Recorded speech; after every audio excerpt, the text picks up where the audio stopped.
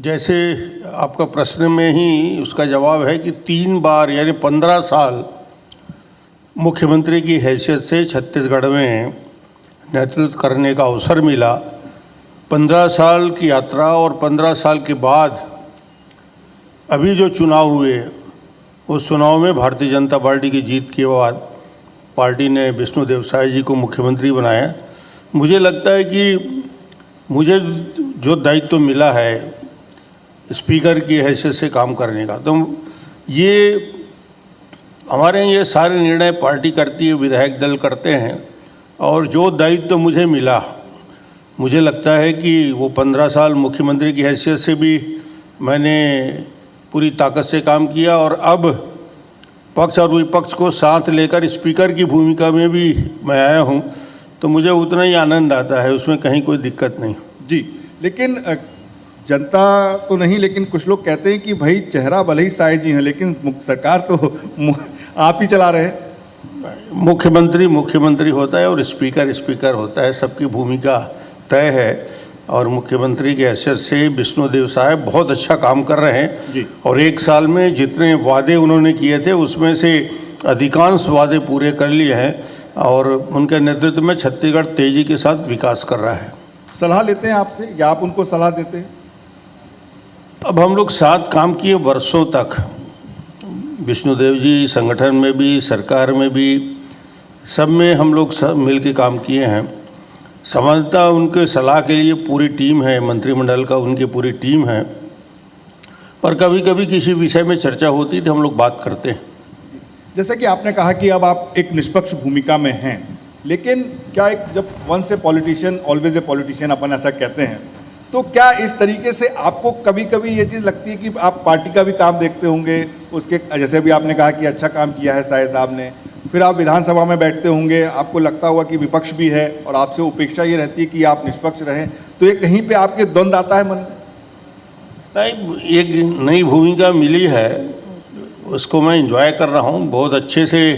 Speaker की भूमिका में मुझे आनंद आ रहा है और दायित्व तो बदलते रहते हैं। पहले मैं जब दिल्ली गया तो अटल जी की सरकार में 5 साल मंत्री का काम मिला मुझे। जब मैं मंत्री था केंद्र में, उस समय मुझे प्रदेश छत्तीसगढ़ में संगठन की जवाबदारी दी गई, तो मैं मंत्रिमंडल से इस्तीफ़ा देके वापस छत्तीसगढ़ आया और प्रदेश अध्यक्ष की हैसियत से काम किया। और उस समय नई सरकार जब बनी तो उस समय मुख्यमंत्री का दायित्व मिला।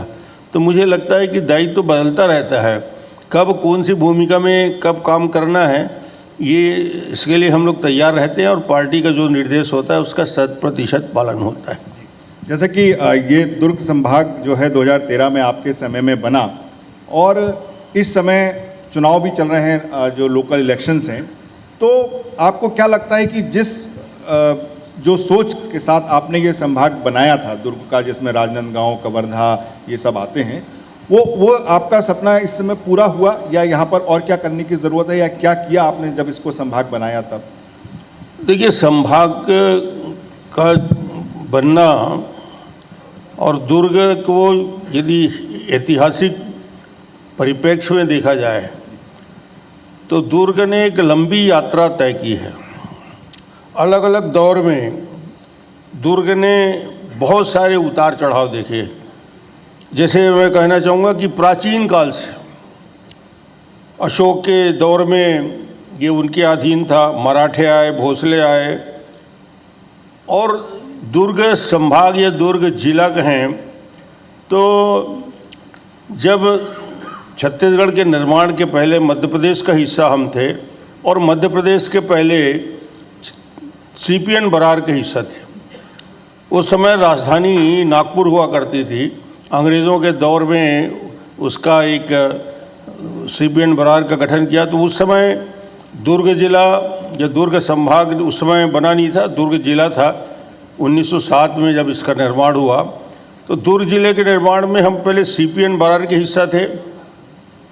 उसके बाद मध्य प्रदेश के गठन के बाद मध्य प्रदेश बन गया और मध्य प्रदेश में ये दुर्ग का हिस्सा आ गया और उसके बाद तीसरा परिवर्तन 2000 में आया जब छत्तीसगढ़ का निर्माण हुआ।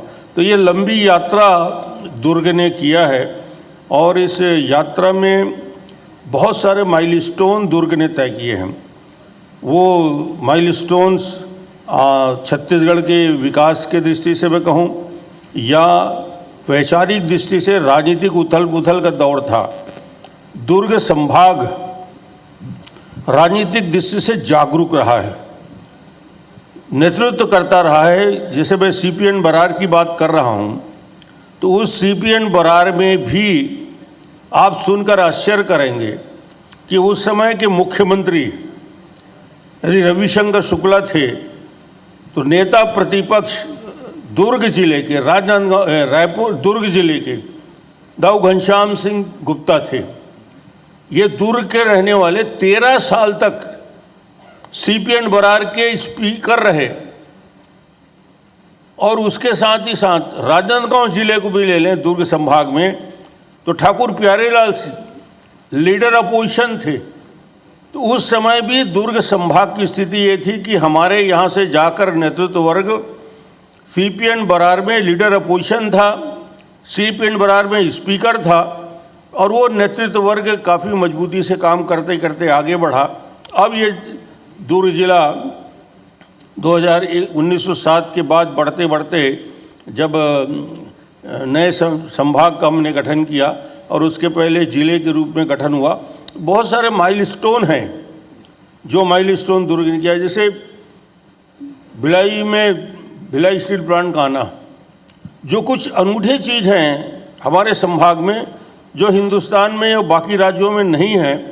आज उसी विषय को मैं ले रहा हूँ कि जैसे भिलाई स्टील प्लांट, उसका विधिवत उद्घाटन राजेंद्र प्रसाद शुक्ला जी ने राष्ट्रपति जी ने किया था।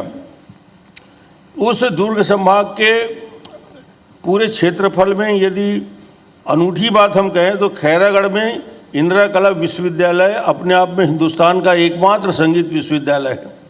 नागपुरा का तीर्थ छत्तीसगढ़ का एक फेमस और दुनिया में जिसकी पहचान बनी है जब पेपर में रोज नए नए घोटाले में लोगों को गिरफ्तार होने की सूची बढ़ती जाती है।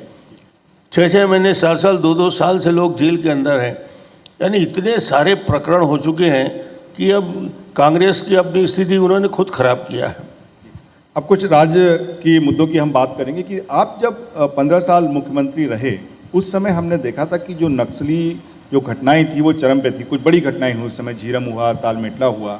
लेकिन जब से ये आपकी नई सरकार बनी है कुछ नकेल कसी गई है, बल्कि एक टारगेट की तरफ काम चल रहा है, एक डेट बताई गई है कि इस तक हम कर देंगे। तो आपको लगता है कि ठीक काम हो रहा है या आपने उस समय भूमिका बनाई और अब जाके उसका फल हमें मिल रहा है? बहुत अच्छा काम हो रहा है और एक लक्ष्य को लेकर काम हो रहा है और बार बार इस बात को स्पष्ट रूप से माननीय केंद्रीय गृह मंत्री जी अमित शाह जी ने दोहराया है कि हम 2026 आते 26 में छत्तीसगढ़ से और पूरे देश में नक्सल समस्या का समाधान कर देंगे, यानी नक्सलवाद खत्म हो जाएगा। ये इतने दावे के साथ कह रहे हैं और उसकी तैयारी जिस प्रकार पिछले 1 साल में और अभी 1-1.5 महीने के अंदर जिस प्रकार घटनाएं हो रही है तेजी के साथ वही कर रही है, तो ये संभव है कि नक्सल हिंसा से छत्तीसगढ़ को मुक्ति होगी। जहाँ तक सवाल है मेरे 15 साल के कार्यकाल, उस 15 साल के कार्यकाल में एक कदम नक्सल के लिए हमने लड़ाई तो लड़ी, पूरा सरगुजा नक्सल समस्या से मुक्त हो गया, एक उपलब्धि रही। दूसरा, जंगल वॉरफेयर कॉलेज की स्थापना की, प्रशिक्षण संस्थान बनाए। जो पुलिस बल हमारे पास था वो पुलिस बल बहुत पुराना हुआ पुलिस बल था जिसके पास प्रशिक्षण नहीं था, जंगल वॉरफेयर के बारे में उनको कोई ट्रेनिंग नहीं थी।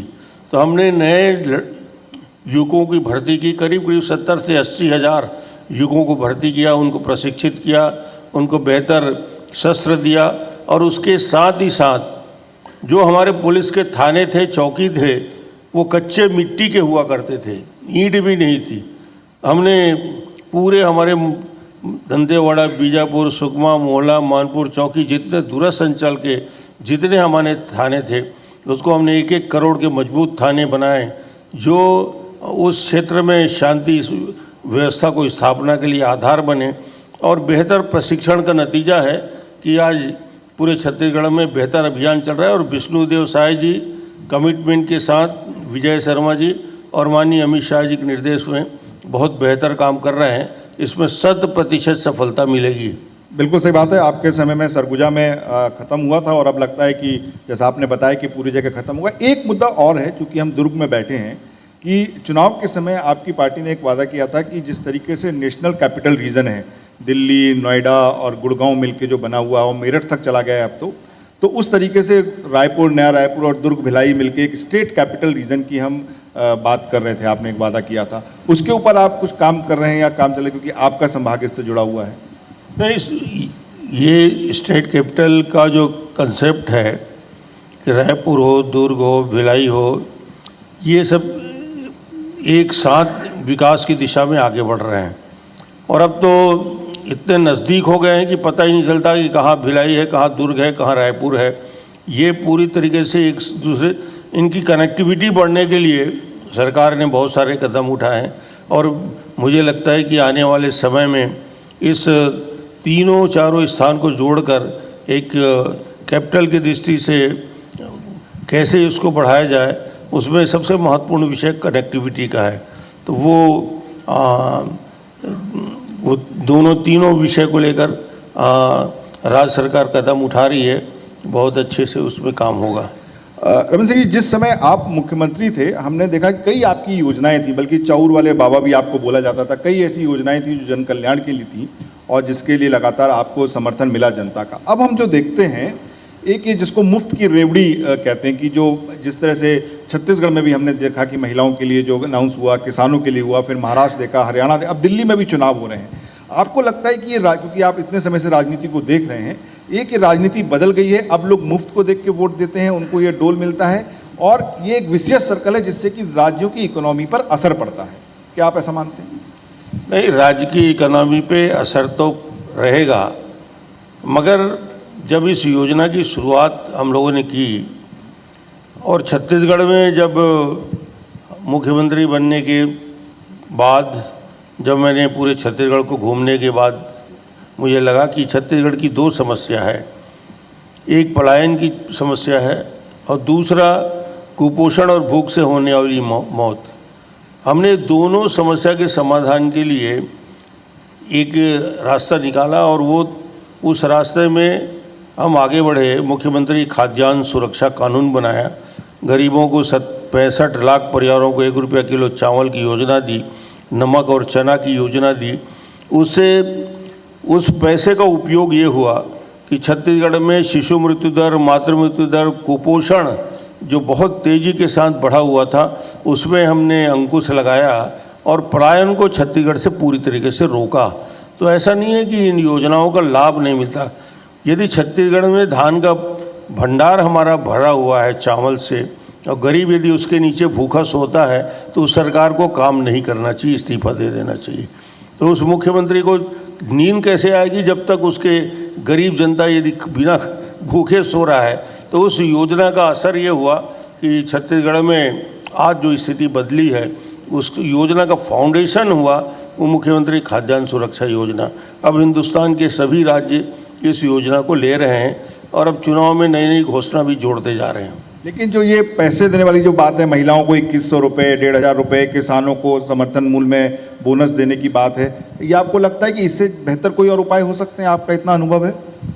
बेहतर उपाय हो सकते हैं, मगर चूँकि घोषणा पत्र का हिस्सा है और ये एक बड़ा लक्ष्य है कि गरीबों को गरीबी सीमा से ऊपर लाने के लिए डायरेक्ट तत्काल हम क्या उपाय कर सकते हैं। तो इमीडिएट उपाय में ये समझ में आता है कि कम से कम उन गरीब परिवारों को आर्थिक रूप से इतना सक्षम बना दें कि उनकी क्रय शक्ति हो। तो 1500 रुपया देने से कोई बहुत बड़ा उनके जीवन में परिवर्तन नहीं आता।